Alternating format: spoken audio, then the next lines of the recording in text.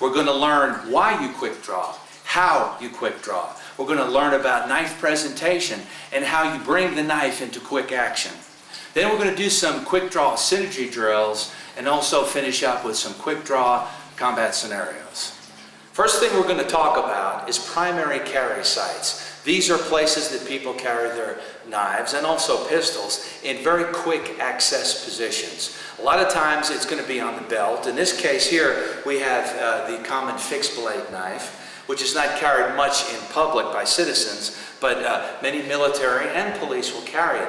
Usually, as you see right here, I'm right-handed and the fixed blade is on my left side because I may have a service weapon on this side. Sometimes if you have no service weapon, people will take their belt carries and put them on their strong side. But here I have the tactical folder that is in this particular pocket. So the common quick accessible areas might be the belt line, the pockets, a shoulder holster. If you have real loose fitting clothing, you may pull out a neck knife. If you have your shirt tucked in and so forth, you can't get to a neck knife real quickly. But depending on your preferences, the type of equipment that you're carrying, these are the things that will dictate where you will try to carry a quick draw knife. In terms of the tactical folder, I like to say that people should carry two of them. A lot of times we're in ground fighting situations and our right side is pinned and a left side knife access is very important. Or you could be attacked by a dog and your strong side arm be captured in the tight grip of a dog's jaws, and your knife is in your right pocket. In this case, you know, if you have a knife on the other side, you can access that knife. So generally speaking, it sounds quite militant, but it's a good idea to carry two knives, at least two knives, on either side of your body for when bad things happen. One thing that we talk about with tactical folder quick draws, it is good that the clip is removable and it can be placed on any of the four corners of the knife by a screw or whatever device. This way you can place your weapon in your pocket or wherever, and you can pull it out to a saber or reverse grip however you might like it. The real expensive and good knives are made with this feature. If you find one with a clip that's only on one corner, you're going to have a limited quick draw to only the way that you can produce it and pull out the blade. Of course, the best thing to do is have a switchblade or an automatic knife, which unfortunately is illegal in almost every country that most people travel to anyway. Certainly in the United States and Australia and England and South Africa and many, many countries, the gravity knife, switchblade is illegal. But that is the quickest of the quick draw. What you've got to do is access the knife and experiment and practice with whatever the mechanism is that you can get. Sometimes it's a bar, in this case it's a circle, a groove, and learn to open up the knife until it seats, until you can hear the click, and work on it this way. Unfortunately, we all can't carry the automatic quick draw that we'd like to. Other than primary sights, we have secondary carry sights. Now these are one step away from quick accessibility. It might be in a neck knife with your shirt buttoned and tucked in your pants, or you've got to do some digging to get it out. It could be in an ankle holster inside a boot. Places that are not quick draw we refer to as secondary. Many police officers carry their knife inside their shirt, clipped on their bulletproof vest. These are not quick access, these are just emergency backup weaponry. And then I like to say that there's a tertiary carry sight, and that is usually a lunge and reach situation. No matter where you are, your car, your home, or whatever, the knife is not on you, but it's still accessible for some level of a quick draw, and therefore you go for it. I just want to say that this video is not a commercial for knives and sheaths and this type of thing. We're not going to talk about that. We're going to talk about it from a tactical perspective. There are two reasons why someone quick draws a knife or a gun. The first reason is to prevent violence before it happens. It's presentation. The second reason is to stop violence while it's happening. And there are three basic actions that are involved with stopping violence while it's happening. Three things that you can do. And one of them, the first action, is a less than lethal threat. we're going to talk in a second about threats and verbal commands and this type of thing. But sometimes the threat might not just be verbal. It may be being in a position where you can take the tip of the knife or the edge and place it up against a vital part of the person and issue some type of threat. Now this can happen, and this can shut someone down. So you see, you can during the course of violence quick draw your knife and suddenly make them very much aware that there's a knife at their intestine or in their eyeball or up under their chin, and it may shut them down. Second, the basic action you can do to stop violence while it's happening is to administer some sort of non-lethal wound. You can cut a ligament. You can create some blood loss, something that won't kill somebody, but yet will make them stop and back away. And then finally, the third basic action is the use of lethal force. So these are three things that can apply to using a knife to stop violence while it's happening. I just want you to be aware of the fact that you might not be able to fine-tune this response in the same categories that I have talked about, and you're just fighting in the chaos of combat. But still, you must be aware that at times, and it's happened in fighting against criminals, it's happened in military combat, that the threat of a weapon has stopped violence while it's happening in the manners that we're talking about. You know, I hate to use the word stance. There is, as with the stick, there is knife forward, knife neutral, knife back. There is knee-high knife fighting. Then there is on your back knife fighting and on your side knife fighting. These are the big 6 ways that you will find yourself using the knife in combat.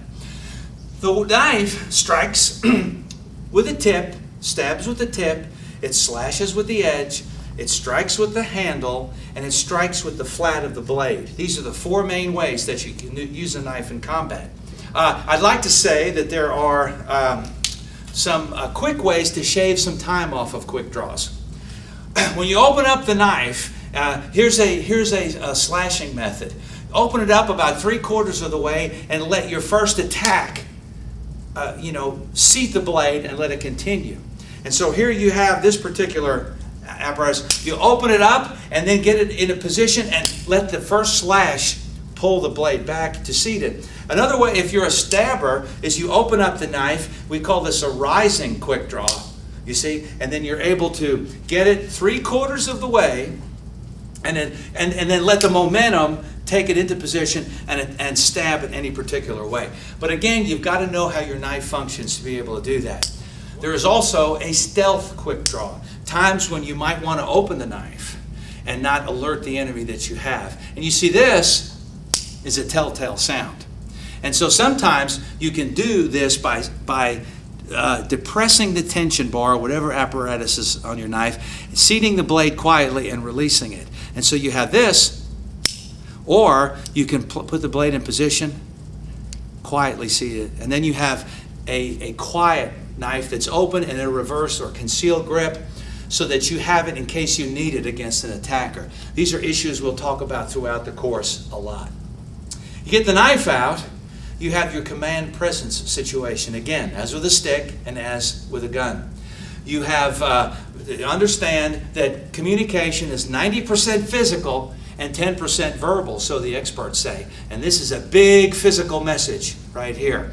Your face is one of the greatest weapons you'll ever have. Get in front of the mirror and develop that scare-off face and voice, depending on you. And remember, Barney Fife always has trouble scaring someone off. He has to develop some way to have command presence. Here's a drill that develops speed and target acquisition. It's very hard to find training knives that are dull, that you have to open the folders. You know, they're expensive, but they're the best to train with. Here we have fixed blade apparatus, and it's a little bit abstract. But you get the idea of this particular drill. Like a boxer, I keep the focus mid in.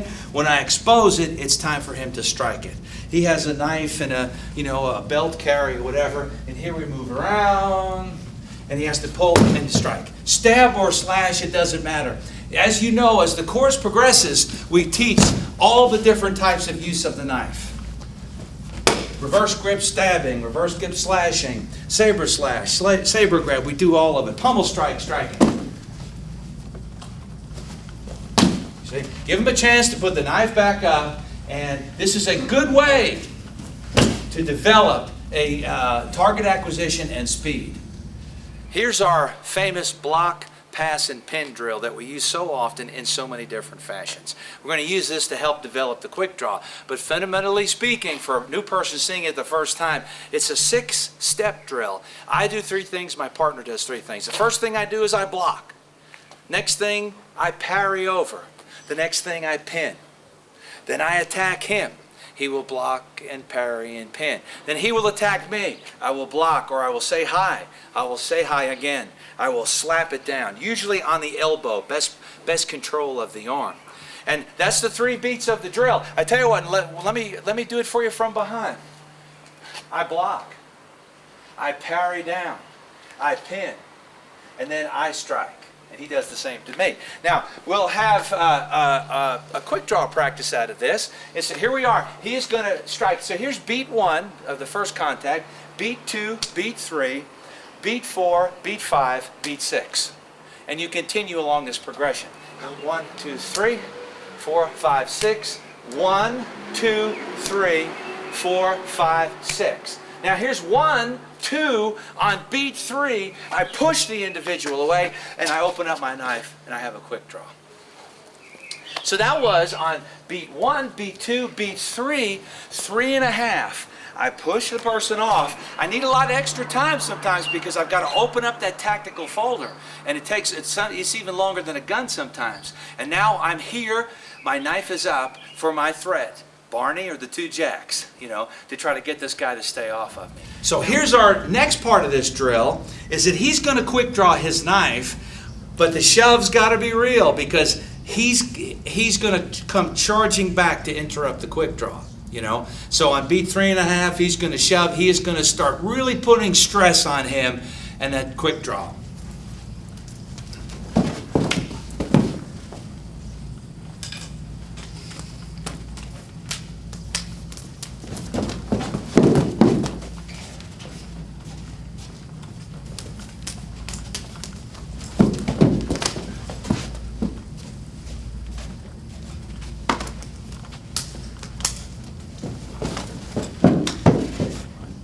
We're back to our space, time, and stress drill, where we're going palm to palm. And notice the guys have helmets on, and when you're doing these drills with knives, it's good to wear eye protection because it frees your opponent up to go for the eyes, which is a vital, quick, devastating attack. But you see what they're going to do. You don't know who quick draws first. When you feel it happening, you go for your knife, you pull it out, and you see who gets Rambo first blood. This is a good way to start knife sparring training also. So let's have a few shots at it.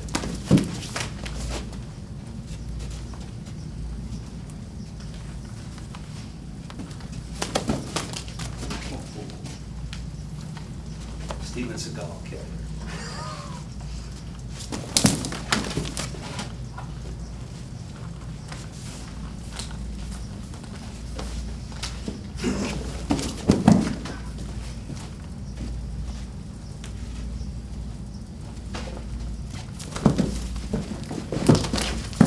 Okay. This next stress quick draw that we're going to take a look at is a ground fighting situation where under the stress of ground fight attack, you're going to have to access the knife, open it up, and stab the opponent. Throughout our Congress, we do what we call a ground roll drills. And we take any hand strike or any knife attack, and we put it in that standard submission wrestling drill, and then we try to work the technique into the chaos of rolling around. And this is a classic example, a ground roll stress draw. Here, our practitioners can get in any type of configuration that you see. Back to back, the standard wrestlers grab from here, the different positions, that's irrelevant. Once you get started, it's what it's all about. He is going to be training him. He has the knife, And they're going to just begin to practice and roll a little bit. And when he sees fit, he's going to try to access his knife and stab him. He will just stop when he's stabbed to signify the success, just for a few seconds. Then he'll sheath up or stick his knife in his pocket. We do ask you, though, to don't leave the training knife just dangling from your pocket. Stick it down in there. Make it challenging and realistic as it might be trying to get your real knife out. So go ahead, guys. Begin.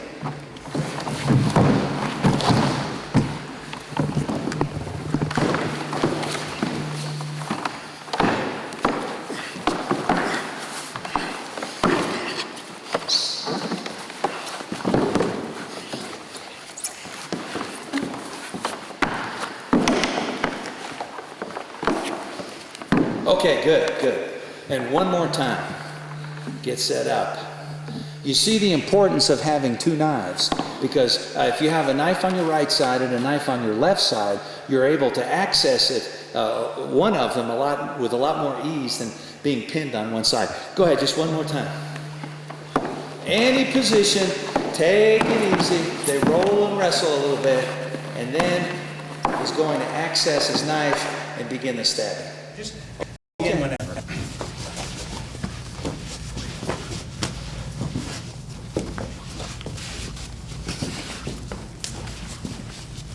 Okay, that's looking pretty good. Now, one more set, put that in your pocket, only this time you know he has a knife and you want to stop him. Put it in there pretty deep.